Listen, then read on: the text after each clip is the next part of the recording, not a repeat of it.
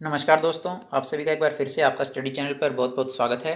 आज है 4 नवंबर 2020 और आज के जो 4 नवंबर 2020 के जितने भी करंट अफेयर्स के मोस्ट इंपॉर्टेंट क्वेश्चंस हैं जो आपके एग्जाम पॉइंट ऑफ व्यू से इंपॉर्टेंट हैं, वो सभी हम आज इस वीडियो में डिस्कस करेंगे। आपका एक भी क्वेश्चन ऐसा नहीं है जो इंपॉर्टेंट ना हो और इनमें से बहुत ही ज़्यादा क्वेश्चंस जो है आपके एग्जाम्स में आने के चांसेस रहते हैं। मैं आपको हमेशा रिकमेंड करता हूँ कि आप जो है करंट इवेंट्स के लिए अपनी सेपरेट नोटबुक रेडी करें, साथ के साथ जो वीडियो में बताया जाता है उसको अपने हाथों से लिखें, क्योंकि पीडीएफ जो है पीडीएफ है, उसके अंदर वो बातें नहीं बताई जा सकती हैं जो कि आपको वीडियो के अंदर क्वेश्चंस के साथ में बताई जाती हैं। हर एक क्वेश्चन के साथ 3-4 बातें बताई जाती हैं जो कि पीडीएफ में अवेलेबल नहीं होती हैं। तो मैं आप सभी को रिकमेंड करता हूं कि आप अपनी सेपरेट नोटबुक रेडी करें और हमारे साथ इन वीडियोज़ को फॉलो करते करते अपने करंट अफेयर्स की तैयारी करें। आपका एक भी क्वेश्चन वहाँ से गलत नहीं होगा। और इसके साथ ही मैं आपको बताना चाहता हूं कि जो आप पीडीएफ अगर आप लेना चाहते हैं तो आप हमारे वीडियो के डिस्क्रिप्शन को चेक कर सकते हैं। जो टेलीग्राम यूज़ करते हैं उनके लिए भी है, जो टेलीग्राम नहीं यूज़ करते हैं वो भी पीडीएफ ले सकते हैं, तो आप डिस्क्रिप्शन को चेक कर सकते हैं। तो दोस्तों बढ़ते हैं अपने पहले सवाल की तरफ। 4 नवंबर के जो करंट अफेयर्स हैं, तो जो पहला सवाल है, हाल ही में एनजीटी ने कितने राज्यों को पटाखों पर प्रतिबंध लगाने के लिए कहा है? तो दोस्तों जो अभी एनजीटी ने जो है अभी हाल ही में 4 राज्यों को पटाखों पर प्रतिबंध लगाने के लिए कहा है। और ऐसा इसलिए कहा गया है क्योंकि अभी दीपावली का सीज़न चल रहा है और ऐसे में साथ के साथ कोरोना भी है और उसके साथ साथ पोल्यूशन भी है। पोल्यूशन को जो है कंट्रोल किया जा सके, इसको मद्देनज़र रखते हुए एनजीटी के द्वारा 4 राज्यों को बोला गया है कि पटाखों पर प्रतिबंध लगाया जाए। जो पटाखों पर जो प्रतिबंध लगेगा ये आपका 7 नवंबर से 30 नवंबर तक लगाने के लिए कहा गया है। और जो वो 4 राज्य हैं जिन्हें प्रतिबंध के लिए बोला गया है वो हैं दिल्ली, हरियाणा, उत्तर प्रदेश व राजस्थान। देखिए ये चारों ही राज्य जो हैं उत्तर भारत के हैं और उत्तर भारत में इन दिनों बहुत ही ज़्यादा पोल्यूशन रहता है और इसी के चलते दिल्ली सरकार ने बहुत सारे अभियान भी चलाए हैं। कल ही हमने एक बात की थी रेड लाइट ऑन गाड़ी ऑफ अभियान के बारे में। इसी तरह से अभी जो एनजीटी ने कहा है कि इन राज्यों में पटाखों पर प्रतिबंध लगाया जाना चाहिए। इतनी जानकारी आपको इस क्वेश्चन के साथ में याद रखनी है। लेकिन ये एनजीटी होता क्या है? दोस्तों एनजीटी की फुल फॉर्म होती है नेशनल ग्रीन ट्रिब्यूनल। ध्यान से सुनिए, नेशनल ग्रीन ट्रिब्यूनल। और इन्होंने ही जो है 4 राज्यों पर अभी पटाखों के लिए प्रतिबंध लगाया है 7 से 30 नवंबर तक। बढ़ते हैं अपने अगले क्वेश्चन की तरफ। दोस्तों नेक्स्ट क्वेश्चन है, हाल ही में विष्णु चंद्र शर्मा का निधन हुआ है, वे कौन थे? तो दोस्तों जो हाल ही में विष्णु चंद्र शर्मा जी हैं वो एक साहित्यकार थे। अभी इनका हाल ही में निधन हो गया है कोरोना के चलते। और जो विष्णु चंद्र शर्मा जी हैं इनकी जो मृत्यु हुई है ये 87 वर्ष की आयु में इनकी मृत्यु हुई है।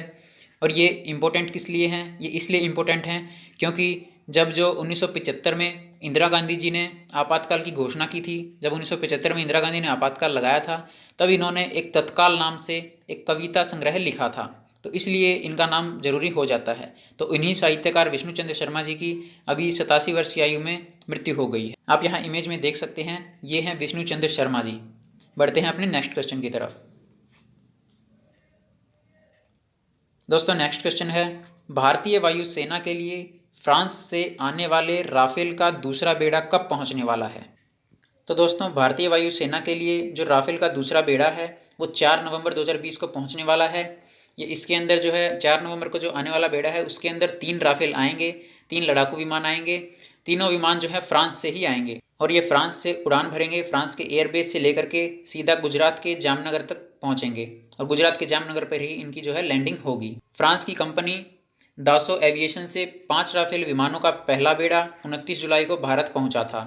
भारत ने फ्रांस के साथ 59,000 करोड़ रुपए में 36 राफेल विमान खरीदने का करार किया है, जिनमें से 3 विमान जो हैं अभी 4 नवंबर को मतलब कि आज ही गुजरात पहुंच जाएंगे। आप यहाँ इमेज में देख सकते हैं, ये हैं राफेल और बात फ्रांस की है। आप मैप में देख सकते हैं, ये है फ्रांस और फ्रांस की कैपिटल है पेरिस। बढ़ते हैं अपने अगले क्वेश्चन की तरफ।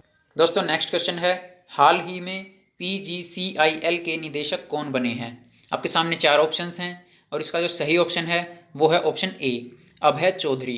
अभी अभय चौधरी जी जो हैं PGCIL के निदेशक बने हैं। अब ये PGCIL है क्या?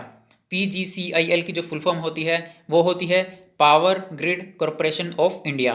Power grid corporation of India limited PGCIL का पूर्ण रूप है और इसी के अभी जो है निदेशक बने हैं अभय चौधरी जी। आप यहाँ इमेज में देख सकते हैं, ये है आपका PGCIL और आप देख सकते हैं ये है अभय चौधरी की फोटो। बढ़ते हैं अपने अगले क्वेश्चन की तरफ। दोस्तों नेक्स्ट क्वेश्चन है, GST क्षतिपूर्ति के लिए 16 राज्यों व 3 UT मतलब कि यूनियन टेरिटरीज मतलब केंद्र शासित प्रदेशों को केंद्र सरकार के द्वारा कितने हजार करोड़ रुपए देने का निर्णय लिया गया है?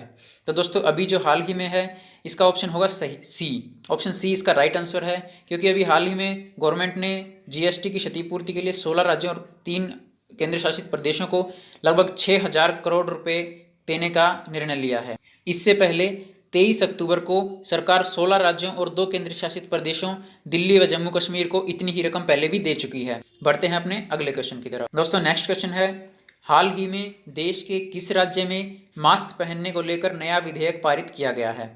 दोस्तों अभी हाल ही में जो मास्क पहनने को लेकर के विधेयक पारित किया गया है वो राज्य है राजस्थान, और ये देश का पहला राज्य है जहाँ पर मास्क पहनने को लेकर के विधेयक पारित किया गया है। अब मास्क पहनना वहाँ पर अनिवार्य हो गया है। जैसे कि राजस्थान के अंदर कोरोना बहुत ज़्यादा बढ़ता जा रहा था, उसको रोकने के लिए अब जो है जो सार्वजनिक स्थान होते हैं जैसे परिवहन हुआ, बस अड्डे हुए, या फिर कोई भी ऐसी जगह है जहाँ पर भीड़ इकट्ठी हो सकती है, वहाँ पर मास्क पहनना बहुत ही ज़रूरी हो गया है। मतलब ये कानून बन गया है। इसके लिए विधानसभा में जो है सोमवार को विधेयक पारित हो चुका है। बात राजस्थान की है। आप यहाँ मैप में देख सकते हैं, ये है राजस्थान। राजस्थान की जो कैपिटल है वो है जयपुर, और राजस्थान के जो सीएम हैं वो हैं अशोक गहलोत। आप यहाँ इमेज में देख सकते हैं राजस्थान का मैप और अशोक गहलोत जी को। बढ़ते हैं अपने नेक्स्ट क्वेश्चन की तरफ। दोस्तों नेक्स्ट क्वेश्चन है, हाल ही में न्यूजीलैंड की सामुदायिक और स्वैच्छिक क्षेत्र की मंत्री कौन बनी है? दोस्तों इसका सही आंसर है ऑप्शन ए। अभी हाल ही में न्यूजीलैंड की सामुदायिक और स्वैच्छिक क्षेत्र की मंत्री बनी है प्रियंका जी। अब ये इंपॉर्टेंट क्यों हो जाता है इस बात को हमें ध्यान देना है, क्योंकि ये भारत के केरल की रहने वाली थी। इनका पूरा नाम है प्रियंका राधाकृष्णन। प्रियंका राधाकृष्णन इन्होंने सोमवार को ही न्यूजीलैंड में मंत्री पद की शपथ ली है। यही पहली भारतीय हैं जिन्हें न्यूजीलैंड के मंत्रिमंडल में आज तक शामिल किया गया है। आज से पहले किसी भी भारतीय को न्यूजीलैंड के मंत्रिमंडल में किसी भी मंत्री के रूप में शामिल नहीं किया गया था। अब बात न्यूजीलैंड की है, तो आप यहाँ मैप में देख सकते हैं, ये है न्यूजीलैंड, और न्यूजीलैंड के जो प्रधानमंत्री हैं वो हैं जेसिंडा अर्डन। Jacinda Ardern.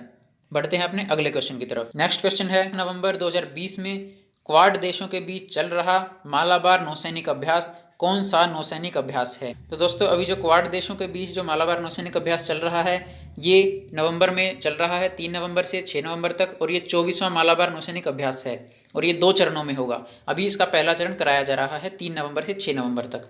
अब आपको इतना तो पता चल चुका है। अब ये आखिर ये क्वाड देश हैं क्या, क्वाड कंट्रीज हैं क्या? तो क्वाड की जो फुल फॉर्म होती है क्वाड्रिलेटरल सिक्योरिटी डायलॉग, और क्वाड देश में 4 देश शामिल होते हैं।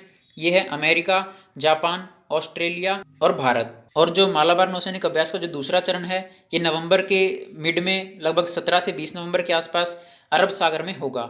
अभी जो है ये बंगाल की खाड़ी में चल रहा है, लेकिन फिर जो दूसरा चरण होगा ये फिर से जो है अरब सागर में चलेगा। मालाबार वार्षिक नौसैनिक अभ्यास 1992 में शुरू हुआ था भारत और अमेरिका के बीच, और 2015 से इसमें जापान भी शामिल कर लिया गया।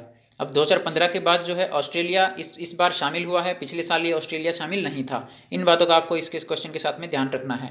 आप यहाँ मैप में देख सकते हैं, ये है मालाबार नौसैनिक अभ्यास की एरिया की लोकेशन, ये है बे ऑफ बंगाल, और साथ ही साथ ये है अरब सागर। बढ़ते हैं अपने नेक्स्ट क्वेश्चन की तरफ। अगला क्वेश्चन है, हाल ही में अगले 3 साल के लिए भारत के क्रिकेट टीम का किट प्रायोजक किसे चुना गया है? तो दोस्तों अगले 3 साल के लिए भारत के क्रिकेट टीम का किट प्रायोजक चुना गया है एमपीएल को। एमपीएल को चुना गया है। एमपीएल की एक हेल्पिंग कंपनी है MPL sports apparel and accessories. MPL sports apparel and accessories, इन्हीं को जो है अभी 3 साल के लिए भारत की क्रिकेट टीम का किट प्रायोजक चुना गया है। दोस्तों जो हमारा नेक्स्ट क्वेश्चन है वो है, देश के किस राज्य में विदेशी पटाखों को रखने व बेचने पर रोक लगा दी गई है? आपके पास ऑप्शन है A Haryana, B Chhattisgarh, C Gujarat, D A व बी दोनों। तो दोस्तों इसका जो सही ऑप्शन होगा वो होगा ऑप्शन डी। हरियाणा और छत्तीसगढ़ दोनों ही राज्यों में विदेशी पटाखों को रखने पर और उनको बेचने पर रोक लगा दी गई है। अगर कोई भी इनका उल्लंघन करता पाया गया तो उसके ऊपर कानूनी कार्रवाई का भी प्रावधान किया गया है, और हरियाणा में जुर्माने से लेकर के सजा तक का भी प्रावधान है। अब बात हरियाणा और छत्तीसगढ़ की है। आप यहाँ मैप में देख सकते हैं, राइट साइड में है हरियाणा और लेफ्ट साइड में है छत्तीसगढ़। हरियाणा की राजधानी है चंडीगढ़, और हरियाणा के सीएम हैं मनोहर लाल खट्टर जी, और छत्तीसगढ़ की राजधानी है रायपुर, और छत्तीसगढ़ के सीएम हैं वो हैं श्री भूपेश बघेल। भूपेश बघेल आप यहाँ इमेज में देख सकते हैं, ये है मनोहर लाल खट्टर जी हरियाणा के साथ में, और छत्तीसगढ़ के साथ में है श्री भूपेश बघेल। अब बात करते हैं अपने लास्ट वीडियो के क्वेश्चन की।